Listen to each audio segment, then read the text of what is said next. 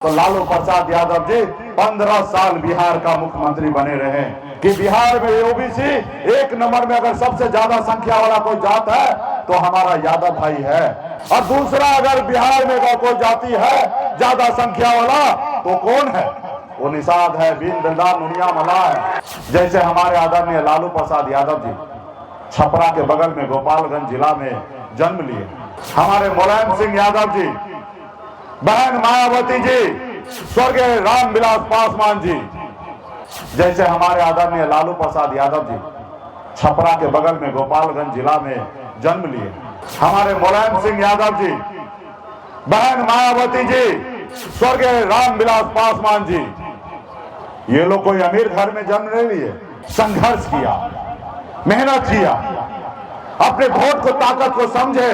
मल्ला का बेटा हो जिसके पास वोट होगा वही राज्य का मुख्यमंत्री और देश का प्रधानमंत्री बनेगा। किस देश में अब राजा का बेटा राजा नहीं बनेगा, इसमें राजा वही बनेगा जिसके पास वोट होगा। कितने हमारे पूर्वज शहीद हुए, फांसी पे चढ़ गए, तब जाके देश आजाद हुआ। और आज हमारे पूर्वज शहीद हुए इसलिए क्योंकि हमारे आने वाला पीढ़ी सर उठा के जिए, लेकिन आजाद भारत में आज हम गुलाम बने हुए हैं। तो साथी उसके लिए लड़ना पड़ेगा। आजादी से पहले राजा के घर में रानी के कोख से बच्चा जन्म लेता था, वही राजा बनता था। लेकिन आजादी के बाद बाबा साहब भीमराव अंबेडकर ने हमें एक संविधान बना के दिया, हमें एक लोकतंत्र बना के दिए, और उसमें बताया कि इस देश में अब राजा का बेटा राजा नहीं बनेगा, अब इस देश में राजा वही बनेगा जिसके पास वोट होगा। बाबा साहब ने कहा कि जरूरी नहीं है कि रानी के कोख से बच्चा जन्म लेगा वही राजा बनेगा। अब इस देश में गरीब मजदूर का बेटा, गरीब किसान का बेटा या मल्ला का बेटा हो जिसके पास वोट होगा वही राज्य का मुख्यमंत्री और देश का प्रधानमंत्री बनेगा। लेकिन आपने अपनी शक्ति को नहीं पहचाना, आप अपने वोट को ताकत को नहीं समझा, जिसके कारण आज भी आप लाचार है, बेबस है।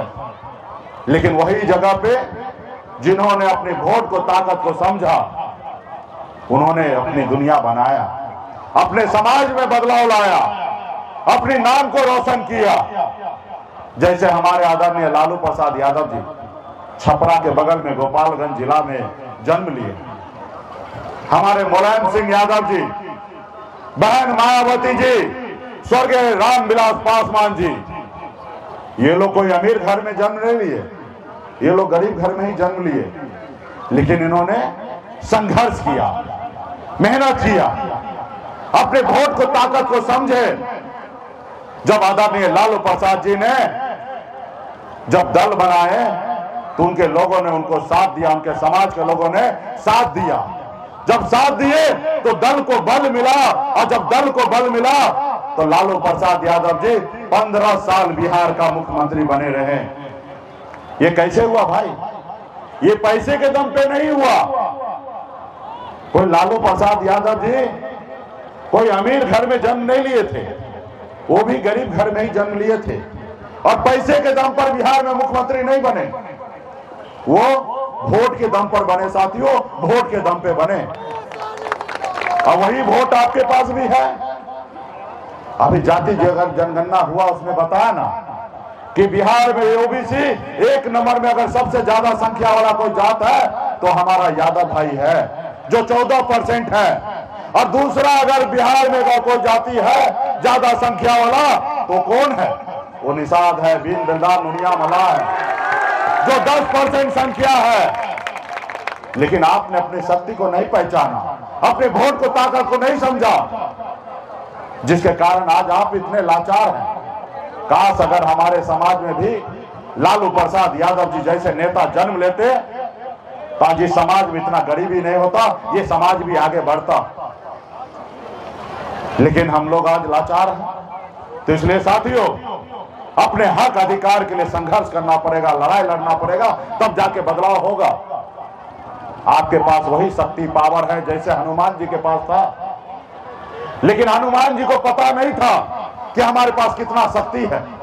जब हनुमान जी को एहसास कराया गया कि हनुमान जी, प्रभु आपके पास अपरंपार शक्ति है, जब हनुमान जी को एहसास हुआ तो वही हनुमान जी 7 समुद्र पार जाके रावण को लंका जलाने का काम किया। साथियों, रावण को लंका जलाने का काम किया। आज वही शक्ति पावर यूपी, बिहार, झारखंड में बिन विद्या नुनिया मला के पास है। अगर आप एकजुट हो जाइएगा तो पटना क्या, हम दिल्ली को कब्जा कर सकते हैं। साथियों, दिल्ली को कब्जा कर सकते हैं, ये हमारी ताकत है। लेकिन इसके लिए एकजुट होना पड़ेगा, इसके लिए संघर्ष करना पड़ेगा, आपस में भाईचारा बना के रखना पड़ेगा, एक दूसरे को मदद करना पड़ेगा और अपने बच्चे को पढ़ा लिखा के काबिल बनाना पड़ेगा, ताकि वो पढ़े लिखे होंगे तो उसको पता होगा कि मेरा अधिकार क्या है।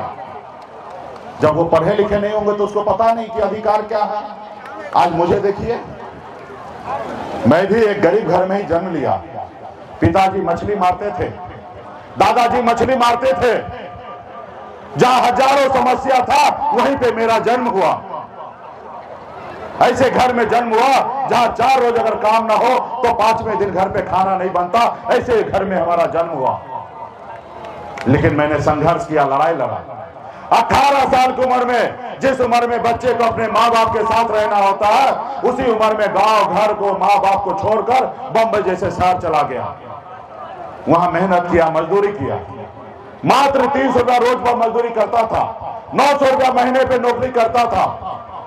लेकिन संघर्ष के बदौलत मैंने अपने नसीब को बदला।